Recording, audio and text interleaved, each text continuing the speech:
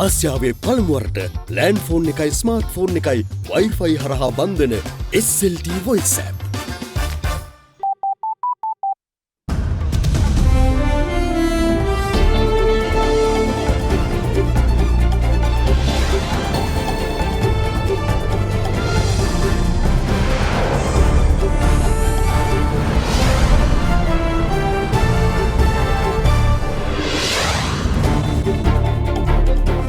අද 2019 ජුනි 14 සිකුරාදා සිරස්තල තෞහිද් ජමාත්හි ප්‍රබල ත්‍රස්තයෙක් සමග තවත් 5 දෙනෙක් සෞදියේදී කොටු වෙයි. තවත් සැකකරුවන් 2 දෙනෙක් මහනුවරදී අත්අඩංගුවට. තේරීම් කාරක සභාවේ සාකච්ඡා කෙරුණු රාජ්‍ය සේවක ඇඳුම පිළිබඳ චක්‍රලේඛයේ වගකීම ඇමති මද්දුම බණ්ඩාර භාරගනී. චක්‍රලේඛනිකුත් කිරීම සම්බන්ධව මම දැනුවා. රටට මෙන්ම එජාපයටත් නව නායකයෙක් ඉල්ලයි. මේ අවස්ථාව සුදුසු අවස්ථාවක් ජනාධිපති අපේක්ෂකත්වය පිළිබඳවත් පක්ෂ නායකත්වය පිළිබඳවත් නැවත සලකා බැලීම. පාස්කු ප්‍රහාරය ගැන සාධාරණ පරීක්ෂණයක් අවශ්‍යයි. පුළුල් සහ ගැඹුරු පරීක්ෂණයක් නොකරොත් රජයේ ඉදිරි පැවැත්ම පිළිබඳවත් විශාල ප්‍රශ්නාර්ථයක්. ක්‍රිකට් තරගයක් ගැටුමක් දක්වා දුරදිගයයි. හිදෙනෙකුට බරපතලයි. 11ක් අත්අඩංගුවට. මුහුණ සති කීපයකට කලින් ෆෑරන් ලව්ලි මෙන් ගෑවට පස්සේ මාක්ස් අඩු වෙලා ෆෑනස් වැඩි වෙලා. මාක්ස් අඩු කරලා ඔයාගේ ෆෑනස් ස්ටෑන්ඩඩ් එක වැඩි කරගන්න. Fair and lovely men anti marks cream. From Ada Derana, this is Ada Derana Prime Time with Naomi Fernando and Kalindu Karuna Ratna. Live from Studio 24 in Colombo. අයිබෝවන් ඔබ එක්වන්නේ ශ්‍රී ලංකාවේ අංක 1 සහ විශ්වසනීයම පුවත් විකාශය අද දෙරන 6:55 සමගයි. අන්තවාදී ත්‍රස්ත කණ්ඩායමක් වන ජාතික තෞහිද් ජමාත් සංවිධානයේ තවත් ප්‍රබලයෙකු ලෙස සැලකෙන මොහොමඩ් මිල්හාන් නැවැත්තා සෞදි අරාබියේ ජෙඩා නුවරදී අත්අඩංගුවට ගෙන තිබෙනවා. පොලිසිය පැවසුවේ ඔහු සහ එම සංවිධානයේ තවත් ප්‍රබල සමාජිකයින් සිව් දෙනෙකුද එහිදී අත්අඩංගුවට ගත් බවයි. The big story. පාස්කු ඉරුදින එල්ල වූ ත්‍රස්ත ප්‍රහාරයට අදාළව මොවුන් 5 දෙනා මෙරට අපරාධ පරීක්ෂණ දෙපාර්තමේන්තු නිලධාරීන්ගේ අත්අඩංගුවට පත්වන්නේ සෞදියේ ජෙඩාහි ගොන්තොටුපළක් ආසන්නයේ ඇති ලැගුම්හලක සැඟව සිටියදී.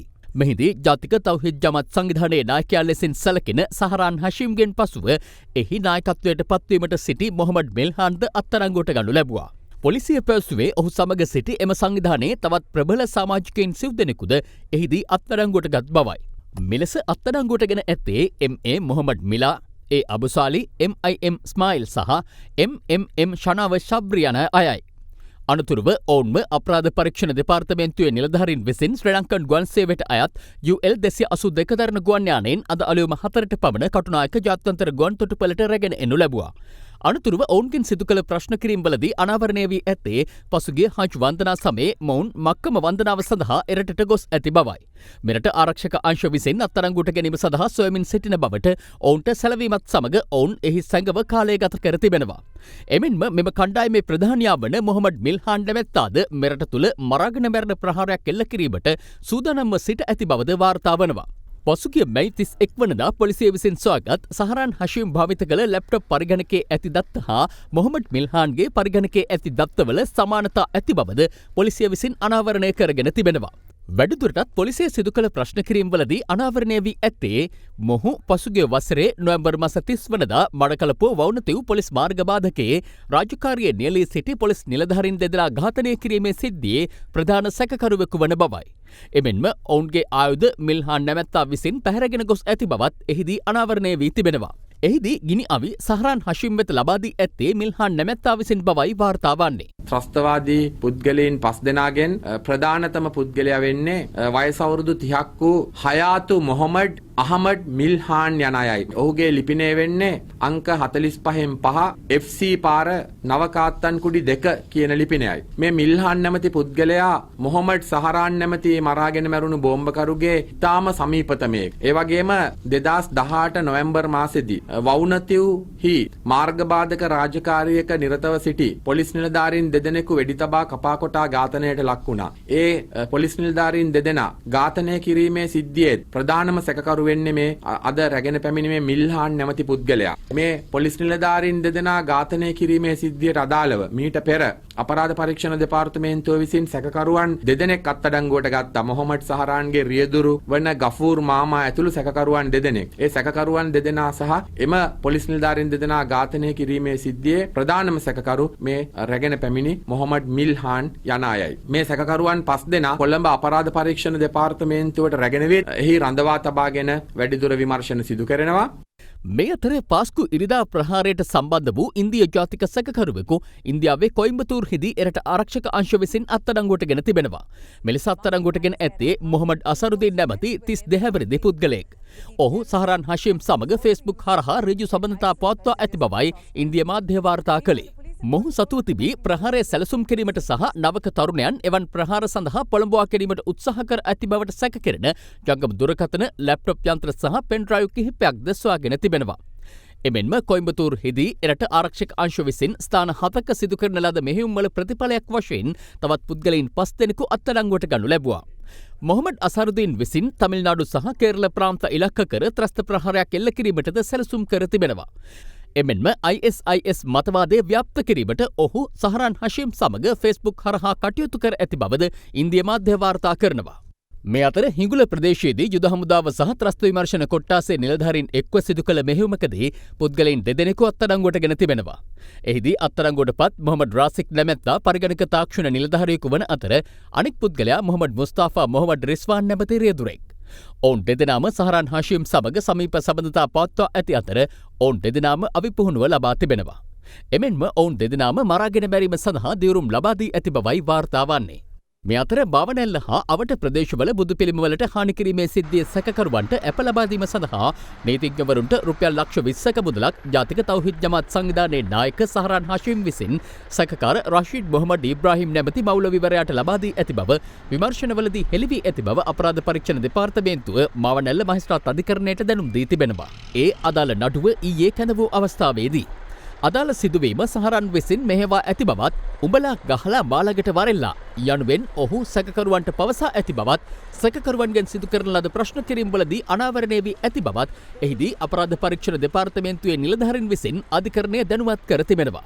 මෙම සිද්ධියේ ප්‍රධාන සැකකරුවන් දෙදෙනා සහ ඔවුන්ගේ පියා වූ මෞලවිවරයා වනාතවිල්ලුව ලැක්ටොවත්ත ප්‍රදේශයේ අධිබලති පුපුරන ද්‍රව්‍ය ගබඩා කර තිබූ ස්ථානයේදී තරුණයින්ට අන්තවාදී න්‍යායන් සම්බන්ධයෙන් උපදේශන සේවා ලබා දී ඇති බවටත් ඒ සඳහා සහරාන් හෂීම් පැමිණ ඇති බවත් එහිදී අපරාධ පරීක්ෂණ දෙපාර්තමේන්තුවේ නිලධාරීන් විසින් අධිකරණය දැනුවත් කළා.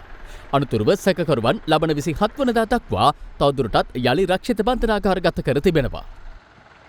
The big story. රජයේ සේවකයන්ගේ ඇඳුම සම්බන්ධයෙන් චක්‍රලේඛය නිකුත් කෙරුණේ තමා දැනුවත්ව බව රාජ්‍ය පරිපාලන අමාත්‍ය රංජිත් මද්දුම බණ්ඩාර මහතා පවසනවා. එම චක්‍රලේඛයේ සම්බන්ධයෙන් අමාත්‍යවරයා නොදැනුවත් බවට පාර්ලිමේන්තු විශේෂ තේරීම් කාරක සභාව හමුවේ ඊයේ පළ වූ කරුණු සම්බන්ධයෙන් අදහස් දක්වමින් ඔහු මේ බව සඳහන් කළා. පාස්කු ඉරිදා ත්‍රස්ත ප්‍රහාරය පිළිබඳ සොයා බැලීමට පත් කළ පාර්ලිමේන්තු විශේෂ තේරීම් කාරක සභාව ඊයේ රැස් වූ අවස්ථාවේදී රාජ්‍ය සේවකයන්ගේ ඇඳුම සම්බන්ධයෙන් රාජ්‍ය පරිපාලන අමාත්‍යාංශය පසුගියදා නිකුත් කළ චක්‍රලේඛය පිළිබඳව අමාත්‍යාංශයේ ලේකම් ජේ.ජේ. රත්නසිරි මහතාගෙන් ප්‍රශ්න කරනු ලැබුවා. ඇමතුමාගේ අපි ප්‍රශ්න අහනකොට කැබිනට් එකේ කිලිදෙබ එයා දැනගත්තේ නැහැ කියලා. ඇමතුමා හොඳටම දන්නවා.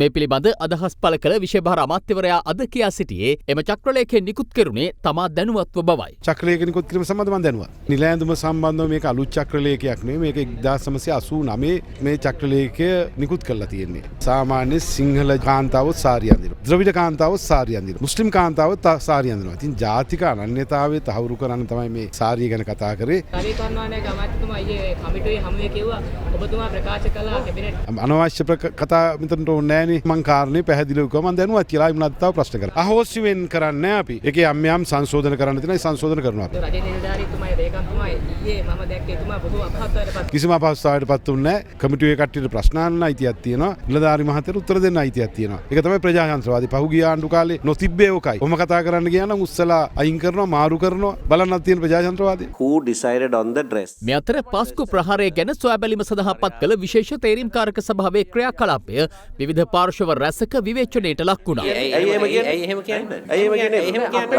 සිද්ධ නොවෙනවා නම් එපා එතනට යන්න. මේ පාර්ලිමේන්තු තේරීම්කාරක සභාව පත් කරලා තියෙන්නේ මේ ඇඳුම් ගැන කතා කරන්න නෙමෙයි. පාර්ලිමේන්තු තේරීම්කාරක සභාව පත් කරලා තියෙන්නේ මේ මැරිච් අයට සාධාරණයක් කරන්න. හැබැයි මේ සුමන්තිරන් මන්තුමත් අකී මන්තුමත් මං හිතන්නේ ඉතාමත් කැත විදියට ඒ නිලධාරියා අපහසුතාවයට පත් වෙන විදියට ඒ නිලධාරියාගේ කටින් ගන්න හදනවා තමුන්ට ඕන උත්තරය. ගුරුවරයන් ඇඳිය යුත්තේ සාරිය හෝ ඔසරිය කියලා පැහැදිලිව තියෙනවා. ලංකාවේ කොහේවත් ගුරුවරයන්ට බුර්කාව ඇඳගෙන යන්න කියලා නීතියක් කොහෙවත් නැහැ. ඒ නීතිය තිබ්බේ සාරිය. ඕක ඉන්දියාවට ආවේ පර්සියාව පැත්තේ. එහෙනම් ඒ සාරියේ සැබෑ උරුමේ තියෙන්නේ මුස්ලිම් වරුන්ට.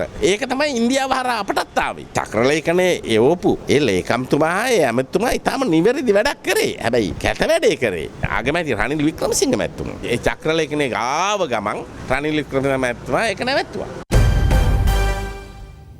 මේ අතර මඩකලපුව විශ්වවිද්‍යාලය ඉදිකිරීම සඳහා සෞදි අරාබි ආයතනයකින් ලැබුණු ණය මුදල ලංකා බැංකුවේ තැන්පත් කර ඇත්තේ විනිමය නීති රෙගුලාසිවලට පටහැනිව බව පාර්ලිමේන්තු විශේෂ තේරීම්කාරක සභාවේදී ඊයේ අනාවරණ වුණා. යුනිවර්සිටි කොලෙජ් එකට පාඨමාලා දෙකකට නොමිලේ ඉගැන්වීම් කරන්න මහවිලි අධිකාරියෙන් ඉඩම බදු ගන්නකොට එතන සඳහන් කරනවා ඇමතිවරයාම නෝට් එකක් දානවා මේක පොදු කටයුත්තක් නිසා තමයි අනුමත කරන්න කියලා. නැත්තම් ඒ ඉඩම ගන්න බෑ. ඒතර නොමිලේ කරන් පාඨමාලා කරන යුනිවර්සිටි කොලෙජ් එකකයි මුදල් අය කරලා උපාධි ලබා දෙන ආයතනයකටයි ගත්තට පස්සේ මූලික අභිප්‍රාය වෙනස් වෙනවානේ. අපි මහාවලියකට ඉඩම දෙන්න කියලා ප්‍රොජෙක්ට් දීලා තියෙන්නේ ප්‍රොජෙක්ට් වාර්තා ඔක්කොම අපේ මේකට කිසිම ෆ්‍රී ඔෆ් චාර්ජ් කියලා මුකුත් නැහැ. nothing to do with it. ඒගොල්ලන් public purpose ට allocate කරාද කියලා අපිට දන්නේ නැහැ. ඒක මහාවලිය අපිට දුන්නා. ඒක ඉතින් අපිට දන්නේ නැහැ. I made the request. Your initial investment was asked by BOI was for 4.75 million. Without being increased, you have got 24 billion coming as an investment. From where did that come, Honorable? Sheikh Ali Abdullah Al Jufali charity from Saudi Arabia. This is the soft loan, no interest. After 5 years only we have to pay. If it is a non-profit making organization, how do you intend paying? We cannot take the profit, that's all. No, there is some kind of commissions also. You don't get money from the students. No, we have to pay. Students have to pay. They have to pay. University they have to pay. If you're going to get a loan, which adds to the liability to the country, you're going to get approval. Have you got the approval? We have not informed to get the approval. BOI එකයි ලංකා බැංකුවයි කිසිම දැනුවත් වීමක් නැහැ. මේක ණය මුදලක් ලෙස එනවා කියන එක. Bank of Ceylon අපිට ඉල්ලු වෙලාවද මම දුන්නේ. නෑ ඔබ කිසිම වෙලාවක ලංකා බැංකුවට කියලා නැහැ ණය මුදලක් කියන එක. අපි ලංකා බැංකුවෙන් අපිට ලිඛිතව ඉල්ලුවත් නැහැ ලිඛිතව දුන්නෙත් නැහැ අපි. ලංකාවේ විනිමය පාලන නීති රීති යටතේ ණය මුදලක් එන්න නම් ECBA විශේෂ account එකක් යටතේ එන්න ඕන. ඔබට ණය මුදලක් නම් නැවත මේ ණය මුදල ගෙවිය නොහැකි ඒ account එක හරහා. ඔබ ඒක දන්නවද? මේකට අපි Bank of Ceylon එක තමයි කරේ. ඒ අනුව සල්ලි ආවයි. කවදාවත් අපිට ප්‍රශ්න තිබුණත් නෑ. අපිට මේ ගන්න බෑ නැත්නම් මේක වෙන මේ account එක කියලා අපිට කිව්වේ නෑ. ඒක අද තමයි මට උදේ තමයි දැනගත්තේ. පැහැදිලිවම ඔබ කිව්ව යුතු තිබුණා මේක විදේශ ණයක් කියලා. නමුත් ඔබ කිසිම වෙලාවක ලංකා බැංකුවට ඒක සඳහන් කරේ නෑ. අද ඒකයි සාකච්ඡාවේදී දැක්කේ අපි. නෑ ලංකා බැංකුවට නිකන් කතා කරනකොට මේගොල්ලෝ අහනවා අපිට කියනවා නෑ කියලා. රබතුමා කියලා කිව්වා කියලා පත්තරේ තිබුණේ මුස්ලිම් ජාතිය ලෝකේ ඉන්න ලොකුම ජාතිය. මමට පැහැදිලි කරා සර්. ඒක හන්ද අපි කාටවත් බය නැහැ කියලා. කිසිම අදහසක් තිබුණේ නැහැ. බය වෙන්න ඕනේ නැහනේ ලෝකේ මහ ජාතිය කියලා නේ. නෑ නෑ එහෙම මුකුත් නෑ. එහෙම වෙන්න ඕනේ නෑ සමනස. මම නිකේම කිව්වේ නේ. මම ඒ කිසිම අදහසක් නෑ මම. මේ කත්තන්කුඩි ප්‍රදේශයේ අරාබිකරණය වුණේ ඔබතුමාගේ අනුග්‍රහය යටතේ. අරබිසේෂන් කියලා කියන්න බෑ. ඒක ඉස්ලාමික් ජනතාව නිසා එතන ඒ සංස්කෘතිය අනුව ඒක ආකිටෙක්චරල් එක හදලා තියෙනවා. එහෙමනම් ඔබ කිව්වා දැන් එහෙම කරුවේ එක්තරා උදයකට මේ සංචාරකයන් ආරක්ෂා කරගන්න. අරාබි භාෂාවල නම් නේම් බෝඩ් ටික තියෙන නිසා ඒක අරබිසේෂන් නෙවෙයි. එහෙමනම් අර මේ හදලා තියෙන ඔය අධ්‍යාපන ආයතනයේ සියලු බිල්ඩින් ආදිය සියල්ලම අරාබි හැදුවේ මොකටද? ඒක ශ්‍රී ලාංකික ආයතනයක් නේ. මුළු ලංකාවේම දුප්පත් ළමයින්ට ඉගෙන ගන්න හදන ආයතනයක් නේ. මේ මයිනස මේක මම අපේ පුද්ගලික උසස් අධ්‍යාපන ආයතනය. අපි හදනකොට අපි ඕන ආකිටෙක්චර් එක තෝරගන්න පුළුවන් එක ප්‍රශ්නයක් නෑ. ඊළඟට ඔබ කියනවා ප්‍රයිවට් ආණ්ඩුවත් එක්ක ප්‍රයිවට් පබ්ලික් පාර්ට්නර්ෂිප් එකට සූදානම් කියලා. නමුත් ඔබ ඔය ආයතනය හදලා තියෙන සම්පූර්ණ අරාබි සංස්කෘතිය සහ ආකිටෙක්චර් ගන්නවා. ආකිටෙක්චර් එක ප්‍රශ්නයක් නෑනේ මේක පාවිච්චි කිරීමට එකට. බරපතල අපරාධ චෝදනා එල්ල වී තිබියදී හිටපු අමාත්‍ය රිෂාඩ් බදියුදීන්ව අත්අඩංගුවට ගෙන පොලිස් විමර්ශන සිදු නොකිරීම ගැටලුවක් බව එක්සත් ජනතා නිදහස් සන්ධාන පාර්ලිමේන්තු මන්ත්‍රී එස්.බී. දිසානායක මහතා පවසනවා. පොලිස් මූල්‍ය අපරාධ විමර්ශන කොට්ටාසය වෙත ප්‍රකාශයක් ලබා දීම සඳහා අද පැමිණි අවස්ථාවේදී මන්ත්‍රීවරයා මේ බව සඳහන් කළා. පාර්ලිමේන්තු මන්ත්‍රී එස්.බී. දිසානායක මහතාව අද පොලිස් මූල්‍ය අපරාධ විමර්ශන කොට්ටාසය වෙත කැඳවා තිබුණා. ඒ මන්ත්‍රීවරයා විසින් හිටපු අමාත්‍ය රිෂාඩ් බදියුදීන් මහතාට එරෙහිව පොලිස් මූලස්ථානයට ඉදිරිපත් කළ පැමිණිල්ලේ පොලිස් මූල්‍ය අපරාධ විමර්ශන කොට්ටාසේ යටතට ගැනෙන කරුණු සම්බන්ධයෙන් ප්‍රකාශයක් ලබා ගැනීම සඳහායි. රිෂාඩ් බද්දීන් ඇමැතුමා අතිවිශාල ධනයක් වැය කරලා ලබාගත්ත අපි අක්කර 3560යි කිව්වට දැන් ඊයේ වෙනකොට මට තොරතුරු හම්බුණා. ඔහු අක්කර 7000කට වඩා ඉඩම් මිලදී අරගෙන තියෙනවා. මේ පරීක්ෂණ අතරමඟ නැවතිලා තියෙනවා. රිෂාඩ් බදුදීන්ගේ ළඟම හිටපු රිෆ්කාන් කියන පුද්ගලයා ඔහුගේ මිත්‍රයා ඊයේ ඔහුගේ පියා මුණ ගැහුණා. ඒ රිෆ්කාන් මිය ගිහිල්ලා තියෙන්නේ රිෂාඩ් බදුදීන්ලගේ ගෙදර ඉද්දි ගෙදර ඉස්සරහ දොරෙන් නායකයෙක් ඇවිල්ලා ගහලා ඉස්සරහ දොරෙන්ම ගියා කියලා තමයි එතන හිටපු දෙන්නේ කට උත්තර දීලා තියෙන්නේ. නමුත් ඔහු රෑ 9 මාර්ච් විතර මිය ගිහිල්ලා තියෙන්නේ. ඔහුට රිෂාඩ් බදුදීන් අමාත්‍යතුමා විශාල මුදලක් දෙන්න තිබ්බා. කෝටි 30ක් විතර. පොඩි ගාණක් නෙවෙයි. හැබැයි මොකක්වත් දීලා නැහැ. ඔය මොහු මරලා දැම්මපු රිෆ්කාන්ගේ පියාගෙන් අක්කර 4000ක් ගන්නවා. අද වෙනකන් සල්ලි දීලා නැහැ. මේ දැන් සතියකට විතර උඩ දෙමුත් ගිහිල්ලා ඔය සල්ලි ඉල්ලන්න ගිහිල්ලා රිෂාඩ්ගේ මල්ලි මෙයාගේ කටට පිස්තෝලේ දාලා ඒ පියාගේ කටට පිස්තෝලේ දාලා මරනවා කියලා තර්ජනය කරලා තියෙනවා. මම දන්නේ තව ඇයි ප්‍රමාද කියලා අත්අඩංගුවට අරගෙන රිෂාඩ් බදුදීන් පිළිබඳව පරීක්ෂණ කරන්න. ශ්‍රී ලංකාවේ ආර්ථිකය වර්ධනය කිරීමේ ක්‍රියාවලියේදී ලොව සියලු රටවල් සමග සමීපව හා මිත්‍රශීලීව කටයුතු කිරීම තම අරමුණ බව ජනාධිපති මෛත්‍රීපාල සිරිසේන මහතා පවසනවා. තජිකිස්තානයේ සංචාරයක නිරත ජනාධිපතිවරයා මේ බව කියා සිටියේ රට ජනාධිපති එබෝමාලි රමෝන් මහතා සමග පැවති සාකච්ඡාවකදී.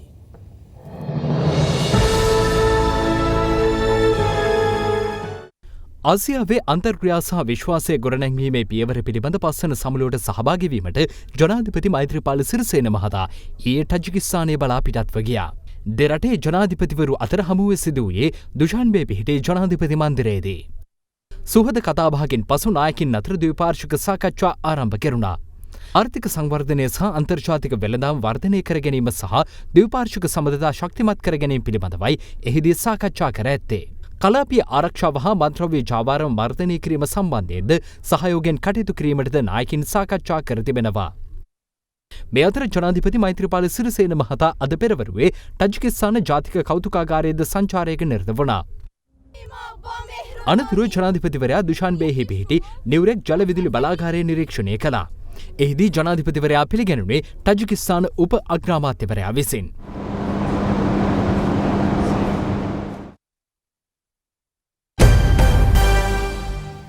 රට වෙනුවෙන් තීන්දුව ගත හැකි ශක්තිමත් නායකයෙකු රටට අවශ්‍ය බව පූජ්‍ය ඇල්ලේ ගුණවංශ හිමියන් අවධාරණය කරනවා. ඊයේ කොළඹ පැවති උත්සවයකට එක්වමින් උන්වහන්සේ මේ බව සඳහන් කළා. අපි මේ ආණ්ඩුවෙන් අහන්න ඕන දැන් බොලට මේ රට දෙනකොට අපි කොහොමද දුන්නේ? අපි දුන්නේ නිදහස් සාමකාමී රට. ඒ රට අද අපිට ආයි ඉතුරුද? මේ ඇමරිකාවෙන් මේ සෝපා ගිවිසුම ක්‍රියාත්මක කිරීමේ සම්බන්ධීකරණ ලේකම් ප්‍රසාද් කාර්යවස කාර්යාලයේ දීලා තියෙන පාර්ලිමේන්තුව ඇතුලේ. පුදුම වැඩක් නේ මේක. අරලියගහ මන්දිරේ අනිත් කාර්යාලය. මේ රට දිනෙන් දින පාවා දෙමින් සිටිනවා. ඉන්දියාවේ මෝදි මහත්තයා ජයග්‍රහණය කරන්න ඕන මෙන්න තියලා වරායේ නැගෙනහිර පර්යන්තය දුන්නා. ඉන්දියාවටයි ජපානයටයි දුන්න ගිවිසුමක් උඩ. ඒ සාකච්ඡාවේදී බටහිර පර්යන්තය ගන්න කියලා කිව්වා. බටහිර පර්යන්තය මෝදි මහත්තයාත් මං හිතන්නේ කැමති වුණා ඒක හරි ගන්න. නමුත් විශාල කොමිස් කුට්ටියක් ගියා. එතකොට ඉන්දියාවෙන් මේ නියෝජිත සමාගම කිව්වා බටහිර පර්යන්තය ගන්න ඕන අපේ ගාන බොට දෙන්න බෑ. ඒපාර ආයි නැගෙනහිර හැරෙව්වා. ඔන්න තත්ත්වේ මේ තියෙන්නේ වෙන්දේශිකාර ආණ්ඩුවක්. ඒ නිසා අපි මේ ආණ්ඩුවට කියනවා අපි දීපු රට ආපහු දීපන් අපිට. එහෙම නැත්නම් තොලින්චු වෙලා ඵලයල්ලා. මේ තරම් බොරු කියපු ආණ්ඩුවක්. මේ තරම් අපිව රවට්ටපු ආණ්ඩුවක් 48න් පස්සේ බිහි වුණේ නෑ. රිදෙන්නම තමයි කියන්නේ තොපිට. අපිට ඕන දේශපාලන එන්ජිමක් හොඳ. මේ ටේලර් නෙවෙයි. කොකු ගහලා අපි ඇදන් යන මල හත්තිලා නෙවෙයි කරත්ත නෙවෙයි ඕන. කාටවත් බය නැති. මේ ගහපු ගිවිසුම් මොන ක්‍රමෙන් හරි අවසන් කරන්න පුළුවන්. ඒ මිනිහා නිකන් මිනිහෙක් නෙවෙයි. නිවටෙක් නෙවෙයි. ඒ මිනිහා අයෝමයේ නායකයෙක් වෙන්න ඕන. ඒ මිනිහ මේ මහ පොළොවේ සූඳ දන්න මිනිහෙක් වෙන්න ඕන. මේ සංස්කෘතිය දන්න මිනිහෙක් වෙන්න ඕන. පර සුද්ධ ඉදිරියේ දන ගහන්නේ නැති මිනිහෙක් වෙන්න ඕන. එහෙම මිනිහෙක් අපිට ඕන දැන්. හමුදාපතිතුමා එකපාරට එළියට ඇවිල්ලා කියනවා අපිට කිව්වේ නෑ අපි දන්නේ නෑ. අපි වසර 30ක යුද්ධයක් කරේ පොලිසියෙන් අපිට ඇවිල්ලා දීපු ඔත්තු වලට අනුව යුද්ධ කළා නෙමේ. යුද හමුදාවේ තමයි විශාලතම බුද්ධි අංශය නැත්තම් ඉන්ටෙලිජන්ස් සර්විස් එක තියෙන්නේ. යුද හමුදාපතිවරයාට ඉන්නවා 4000කට අධික ඉන්ටෙලිජන්ස් ඔපරේටිව් නැත්තම් බුද්ධි අංශය අයවලු. රණවිරු දඩයමත් සමගම රණවිරුවන්ව හිරගෙවල් වලට දාන්න පටන් ගත්තා. ජාතික ආරක්ෂාව බල්ලට දැම්මා. ඒකේ ප්‍රතිඵලය තමයි වසර 30ක් තිස්සේ 29000 ගාණක් මරාගෙන 60000කට වැඩිය තුවාල කරගෙන මෙච්චර දුක් විඳලා අරන් දීපුවේ නිදහස එක දවසින් අනිත් පැත්ත හැරුණා. සිංහල සහ දෙමළ ජනතාව එක් වී එළබෙන ජනාධිපතිවරණයේදී රට වෙනුවෙන් සැබෑ දේශපාලන වීරයෙක් නිර්මාණය කරන බව පූජාතුරලියේ රතන හිමියන් පවසනවා. යාපනයේ ප්‍රදේශයේ පැවති උත්සවයකදී උන්වහන්සේ මේ බව සඳහන් කළා. හින්දු බෞද්ධ සංස්කෘතික සංසදය විසින් 13 වෙනි වරට පැවැත්වූ සිංහල භාෂාව පාඨමාලාව සාර්ථකව නිම කළ සිසුයන් වෙනුවෙන් සහතිකපත්‍ර ප්‍රදානය කිරීම අද සිදු කෙරුණා. මෙම අවස්ථාවට පාර්ලිමේන්තු මන්ත්‍රී පූජ්‍ය අතුරුලියේ රතන හිමි මෙන්ම උතුරු පළාත් ආණ්ඩුකාර ආචාර්ය සුරෙන් රාඝවන් සහ එක්සත් ජනතා නිදහස් සන්ධාන පාර්ලිමේන්තු මන්ත්‍රී ඩිලාන් පෙරේරා යන මහත්වරු ඇතුළු පිරිසක් සහභාගී වී සිටියා. අද මම මඩකලපුවට ගියා, තිරිකුණාමලයට ගියා. ඉස්කෝලවල තත්ත්වය මොකද්ද? දෙමළ ගුරුවරුන්ට රස්සා නැහැ. හිස්බුල්ලත් ඒ පළාතේ ඇමතිවරු මොකද්ද කරලා තියෙන්නේ 70%ක් සාමාන්‍ය පාසල් වල ගුරුවරු බවට පත් කරලා තියෙන්නේ මුස්ලිම් අය. ඒ කියන්නේ අධ්‍යාපන සුදුසුකම් තියෙන්නේ මුස්ලිම් අයට විතරද? අද මම කියන අධ්‍යාපන දෙපාර්තමේන්තුවට හිස්බුල්ලා කරපු මාරුවීම් පත්වීම් පිළිබඳව දෙමළ ජනතාවට මඩකලපු දිස්ත්‍රික්කයේ පමණ කොච්චර අසාධාරණයක් කරලා තියෙනවද? ඒ වගේම මම කියන්නට ඕන හින්දු බෞද්ධ එකමුතුවත් සිංහල දෙමළ ව්‍යාපාරික එකමුතුවත් අපි ඊටාම ඉක්මනින් ශක්තිමත් කිරීමට බලාපොරොත්තු වෙනවා. ඒ වගේම මම ඊටාම කනගාටු වෙනවා දෙමළ ජාතික සන්ධානය අද ඉස්ලාම් අන්තවාදීන් දෙමළ කාන්තාවන් වාර්තා වෙන විදිහට 90000ක් විවාහ කරගෙන මුස්ලිම් කරණය කරලා තියෙනවා. මේගොල්ලන්ට එකක්වත් වැදගත් ප්‍රශ්න නෙවෙයි. සියලු ඇමතිකම් බලතල මුස්ලිම් අය ලබා ගන්නවා. ඒගොල්ලන්ගේ ආධිපත්‍යය උතුරුහා නැගෙනහිර පිහිටවලා තියෙනවා. ඒ නිසා දෙමළ සිංහල එකතුව ආධ්‍යාත්මිකව සංස්කෘතික හා ආර්ථික වශයෙන් මේ එකමුතුකම එකතු කරාට පස්සේ අපේ ගණන කීයද? අපි 90%යි. 90%ක් වුණොත් 10%ට අපි බය වෙන්න ඕන නැහැ. එතකොට මධ්‍යස්ථයයි හිතන මුස්ලිම් කෙනෙක් ඉන්නවා නම් අපි ඒගොල්ලන්ට ආරාධනා කරනවා එන්න අන්තවාදයෙන් මිදෙන්න කියලා. මේ ඉන්න හිස්බුල්ලා, රිසාඩ් බදුදින්, අසාඩ් සාලි ඒ ඔක්කොම එක ගොඩේ තියලා ඉදිරි මැතිවරණදී පරාජය කළා. අපි සිංහල දෙමළ ජනතාවගේ සැබෑ දේශපාලන වීරයෙක් රට වෙනුවෙන් බිහි කරන බව මම මේ අවස්ථාවේදී කියන්න කැමතියි. ඒක දෙසැම්බර් මාසයේ ලැබෙනවා. ඒ මොහොතේදී මුළු දෙමළ ජනතාවම සිංහල ජනතාව එක හඬින් නැගී හිටියි කියලා මම බලාපොරොත්තු වෙනවා. ජනාධිපතිවරණය ජය ගැනීමට නම් එක්සත් ජාතික පක්ෂයට නව නායකයෙකු අවශ්‍ය බව කැබිනට් නොවන අමාත්‍ය අජිත් පී පෙරේරා මහතා පවසනවා. මේ අතර රාජ්‍ය අමාත්‍ය නිරෝෂන් පෙරේරා මහතා පවසන්නේ පාස්කු ඉරිදා ප්‍රහාරය පිළිබඳ පරීක්ෂණ සාධාරණව සිදු නොවුනහොත් ආණ්ඩුවේ පැවැත්මට ප්‍රශ්නයක් වන බවයි. මුස්ලිම් අමාත්‍යවරු ඉල්ලා අස්වෙලා තිනවා. මම නම් හිතන්නේ ඒක ඉල්ලා අස්වීමටත් වඩා නිමාඩු ගැනීමක් කියලා තමයි මම නම් හිතන්නේ. මොකද සාමාන්‍යයෙන් ඒ වරප්‍රසාද මම හිතන්නේ තාමත් අමාත්‍යවරු තුවිදිනවා. ඒ වගේම මේ ප්‍රහාර වලට මුදල් සැපියූ ඒ වගේම දේශපාලන රැකවරණ දුන්නු ඒ නායකයන්ට මේ පරීක්ෂණ වලින් පැනලා යන්න මේ අවස්ථාවේදී ඉඩකඩ දැන් වෙනකොට පුළුල් වෙමින් පවතිනවා. ඒගොල්ලන්ගේ ඡන්ද පෙන්නලා පංගුවක් වෙලාවට ජනාධිපතිවරණය පෙන්නලා මේ පරීක්ෂණ වලින් පැනලා ගිහිල්ලා ඒගොල්ලන් රැකවරණයක් ගන්නට අද බලාපොරොත්තු වෙනවා. ඒ හින්දා කිසිසේත්ම දැන් යන පරීක්ෂණ ගැන අපිට සෑහීමකට පත් වෙන්න බෑ. පාස්කු ඉරිදා ත්‍රස්ත ප්‍රහාරය පිළිබඳව පුළුල් සහ ගැඹුරු පරීක්ෂණයක් නොකරොත් මං හිතන්නේ මේ රජයේ ඉදිරි පැවැත්ම පිළිබඳවත් විශාල ප්‍රශ්නාර්ථයක් වෙයි. දැන් අවුරුදු 25ක් අපේ ගරු අග්‍රාමාත්‍ය රනිල් වික්‍රමසිංහ මැතිතුමා මේ පක්ෂයේ නායකත්වය දරලා තියෙනවා. පක්ෂේ සමාජිකයොත් අපිත් හිතනවා අපිට නැවුම් අලුත් නායකයෙක් අවශ්‍යයි කියලා. ජනාධිපතිවරණයට ස්ථීරසාරවම දිනන්න පුළුවන් අපේක්ෂකෙක් ඉදිරිපත් කළ යුතු වන නිසා මේ අවස්ථාව සුදුසු අවස්ථාවක්. ජනාධිපති අපේක්ෂකත්වයේ පිළිබඳවත්, පක්ෂ නායකත්වයේ පිළිබඳවත්, පක්ෂයේ ප්‍රතිපත්ති පිළිබඳවත් නැවත සලකා බැලීමට. නායකත්වයේ මේ සම්බන්ධයෙන් සාධාරණ තීරණයක් ගනින්න අත්පත් කරනවා. තනි පුද්ගලයෙක් විසින් පක්ෂය පිළිබඳ තීරණ ගන්නෙත් නැහැ, ගන්න හොඳත් නැහැ, ගන්න දෙන්නෙත් නැහැ. මම හිතන්නේ මේ රටේ ජනතාව නම් දැන්ටමත් තීරණය කරලා තියෙන්නේ. මේක කුහක දේශපාලඥයෝ වැඩ කරන දේශපාලන නැති කරන්න හදන ගමනක්. මේක වැඩියෙන්ම කරේ අපේ පක්ෂ කට්ටිය. මේක මේ දක්ෂයෝ නැති කරගෙන අදක්ෂයෝ මුල් කොටගෙන ඒගොල්ලොන්ගේ දෙමව්පියන් මුල් කොටගෙන කටයුතු කරන යුගයක් නොවේ තියෙන්නේ. 19 වන ආණ්ඩුක්‍රම ව්‍යවස්ථාවේ ස්වභාවය අනුව රටට අවශ්‍යව ඇත්තේ පවුල් ආණ්ඩුවක් බව එක්සත් ජනතා නිදහස් සන්ධාන පාර්ලිමේන්තු මන්ත්‍රී ඉන්දික අනුරුද්ධ මහතා පවසනවා. ඩෙලු මාවත පක්ෂ කාර්යාලයේ අද පැවති මාධ්‍ය හමුවකට එක්වෙමින් මන්ත්‍රීවරයා මේ බව සඳහන් කළා. අද මේ වෙනකොට සරත් පොන්සේක මහත්තයා රණවිරුව පැත්තේ හිටගෙන ගම් පොඩි ගේමක් ගහනවා රණවිරු පවුල් ටික එයාලා ගාවට එක්කහුව කරගන්න. අනෙක් පැත්තෙන් කවින් ජයවර්ධන මන්තුමා කියනවා මම කතෝලිකෙක් මම හෘද සාක්ෂිකව වැඩ කරනවා කෙලින්ම කතෝලිකව වෙනුවෙන් හිට ගන්නවා කියලා. ඊළඟ ජනාධිපතිවරණයේදී කතෝලික කට්ටිය බැලන්ස් කරනවා එහෙම කරනවා. මේ රටේ සමස්ත ජනගහනයෙන් 126ක් වෙච්ච සුළු ජාතීන්ගේ ඡන්ද ටික ගන්න මංගල සමරවීර පොඩි ගේම් එකක් ගහනවා. රනිල් වික්‍රමසිංහ මහත්තයා මේ ත්‍රස්තවාදීන්ට උදව් කරුවයි කියන දේශපාලන නායකයෝ ටික මේ පැත්තෙන් හිමීට ආරක්ෂා කරමින් එතුමා වෙනම ගේම් එකක් ගහනවා. අපේ රටේ ඉන්නවා ලෝක සෞඛ්‍ය සංවිධානයේ උපසභාපති. හැබැයි ස්පිරිතාලයකට ලංකාවේ යන්න බෑ හූ කියලා එළවනවා. මාතර දිස්ත්‍රික්කේ නම් අපි දැක්කා බත් කන්නේ නැති සමහර ජාතියක් මංගල සමරවීර උස්සගෙන යනවා. හැබැයි ගම්පහ දිස්ත්‍රික්කෙට නම් එන්න හදන්න එපා රජෝ. ඒකේ ප්‍රවෘත්තිය ඊයේ දවසේ අපි දුන්නා. මේ වගේ 19ක් තියාගෙන ආණ්ඩු කරනවා නම් එක්කෝ නෝනයි මහත්තයයි ආණ්ඩු කරන්න ඕන. එහෙම නැත්නම් තාත්තයි පුතයි ආණ්ඩු කරන්න ඕන. එහෙම නැත්නම් අයියයි මල්ලි ආණ්ඩු කරන්න ඕන. ඒ නිසා 19 තියාගෙන ආණ්ඩු කරනවා නම් කවදාවත් රනිල්ටවත් එහෙම නැත්නම් වෙන කෙනෙකුටවත් පක්ෂ දෙකකට ආණ්ඩු කරන්න බෑ. එහෙම ක්‍රමයක් ලංකාව තුල නැහැ. මොකද මේ ඉන්දියාව දුන්නේ? ඇත්ත කතාව මේ 19 හදලා තියෙන විදිහට වෙන කාටවත් ආණ්ඩු කරන්න බෑ. පොලිස්පතිවරයා ඉවත් කරපුවම පොලිස්පතිවරයා ගිහලා නඩු දානවා. එතකොට මැතිවරණ කොමිසම පත් කරගත්තා මැතිවරණ කොමිසමට ඡන්දය තියාගන්න බෑ. අපිට මේ වහන්න දෙයක් නැහැ. ගෝඨාභය රාජපක්ෂ මහත්තයා අපි ජනාධිපති කරනවා. ඊළඟට මහින්ද රාජපක්ෂ මහත්තයා අපි අගමැතිත් කරනවා.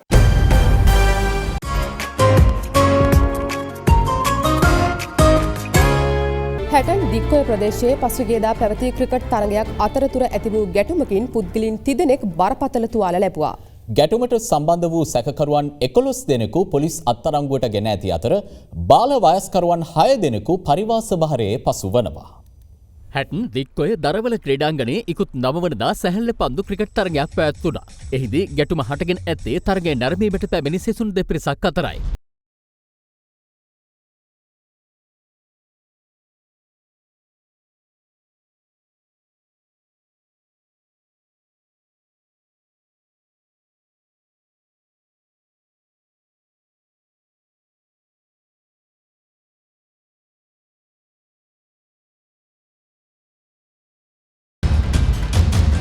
ක්‍රීඩාංගණයෙන් ඇරඹි ගැටුම හැටන් ඩයගම ප්‍රධාන මාර්ගය දක්වා ද ව්‍යාප්ත වුණා.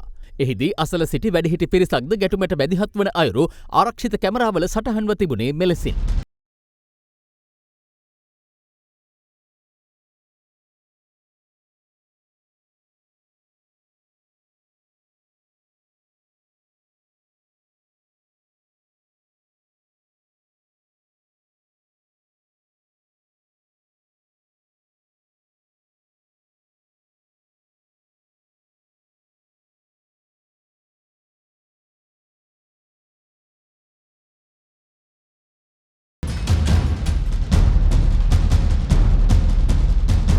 ගැටුම අතරතුර ගල් ප්‍රහාරයකට ලක්වන එක් අයෙක් සිහිසුන්ව මාර්ගයේ ඇද වැටෙන ආකාරයයි මේ.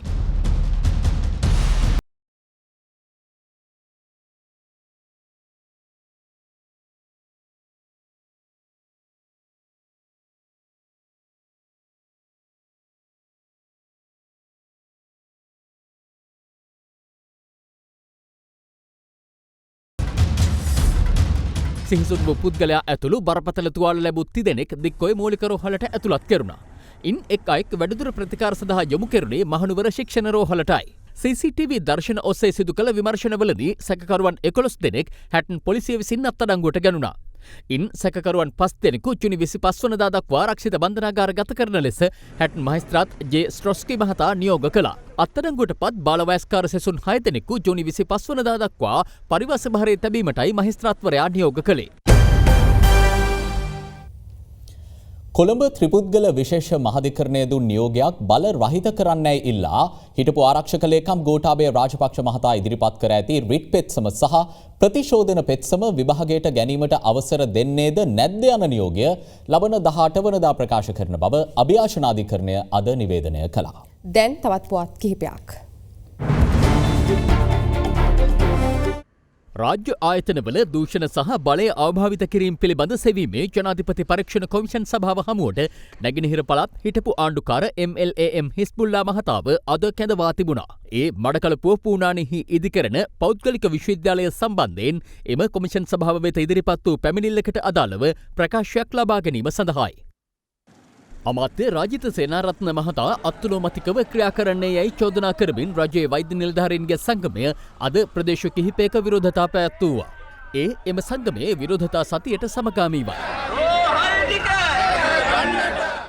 අත්අඩංගුවේ පසුවන කුරුණෑගල ශික්ෂණ රෝහලේ මොහොමඩ් ෂාෆි වෛද්‍යවරයාට එරෙහිව මව්වරුන්ගේ පැමිණිලි සංඛ්‍යාව 965ක් දක්වා ඉහළ ගොස් තිබෙනවා. කුරුණෑගල පණ්ඩල ඉරබඩගම ප්‍රදේශයේ අපනයන ඇඟලුම් කර්මාන්ත ශාලාවක අද අලුයම එකට පමණ ඇති වූ කින්නකින් එහි ගොඩනැගිලි කිහිපයකට අලාභ සිදුව තිබෙනවා. පොළොන්නරුව හිඟුරක්ගොඩ ප්‍රධාන බස් නැවතුම්පලේ ගොඩනැගිල්ලෙහි කොටසක ඇති වූ පුපුරා යාමක් හේතුවෙන් මතු වූ අවදානමක් මත හිඟුරක්ගොඩ පොලිසිය විසින් එහි ජනතාව සහ බස් රථ ඉවත් කිරීමට අද පියවර ගත්තා. අදාළ ගොඩනැගිල්ලේ දෙවන මහලේ ඉදිකිරීම් අතරතුර මෙම තත්ත්වය මතුව ඇති අතර එහි පළමු මහල ජනතා අයිතියට පත් කර වසරක් ගතවීමටත් පෙර මෙම අවදානම මතුව ඇති බවයි ප්‍රදේශවාසීන් පවසන්නේ. මුදලින් රුපියල් කෝටියක් සමගින් තවත් කෝටි ගණනක තෑගි පිරිනමන FM දෙරණ කෝටිපතිවරම පළමු අධීරයේ දිනුම් ඇදීමේ ටැබ් පරිගණක දිනාගත් ජයග්‍රාහකයින්ට ත්‍යාග පිරිනැමීම FM දෙරණ ප්‍රධාන කාර්යාල පරිශ්‍රයේදී පසුගියදා සිදු වුණා.